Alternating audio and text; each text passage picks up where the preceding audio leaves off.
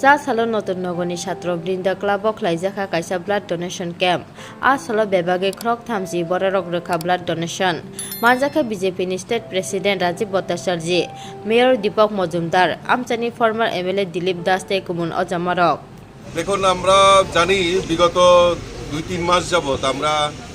2023 এর ত্রিপুরা রাজ্যের বিধানসভা নির্বাচনে আমরা সবাই ব্যস্ত ছিলাম।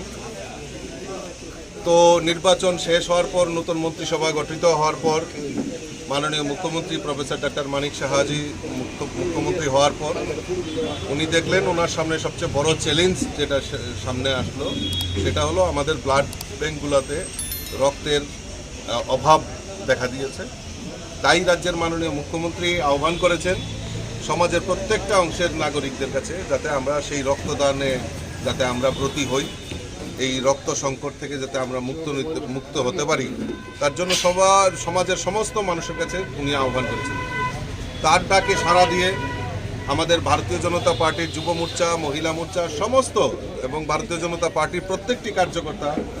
এই রক্তদান শিবিরে যেরকম একটা চ্যালেঞ্জিং মোড নিয়ে তারা মাঠে নেমেছে, তার পাশাপাশি বিভিন্ন সামাজিক সংস্থাও তারাও ব্রতী হয়েছেন এই রক্তদান শিবিরের জন্য। আজকে তারই অঙ্গ হিসেবে বরজলা এলাকায়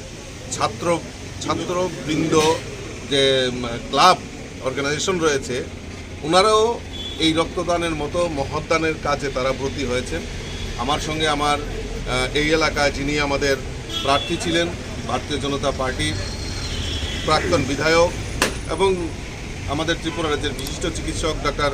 দিলীপ দাস মহোদয় রয়েছেন, আমাদের সঙ্গে আমার মেয়র সাহেব, আমাদের অলিক মজুমদার, আমার জেলা সভাপতি, মণ্ডল সভাপতি সবাই আছে। তো এটা আমি ক্লাবের কর্মকর্তাদের কাছে বিনম্রভাবে আবেদন রাখবো, শুধু এইটাই নয়, তারা যেভাবে এগিয়ে আসছে আমি তাদেরকে সাধুবাদ জানাই, ধন্যবাদ জানাই, শুভেচ্ছা জানাই এবং আগামী দিন এই ত্রিপুরা রাজ্যে শুধু সামাজিক কাজে আরও তারা ব্রতী হবেন এবং এই ত্রিপুরা রাজ্যকে সুন্দর এবং নির্মূল রাখার জন্য তারা এগিয়ে আসবেন। এই আহ্বান তাদের কাছে রাখছি এবং তাদেরকে আবারও অনেক অনেক শুভেচ্ছা এবং অভিনন্দন জানাচ্ছি।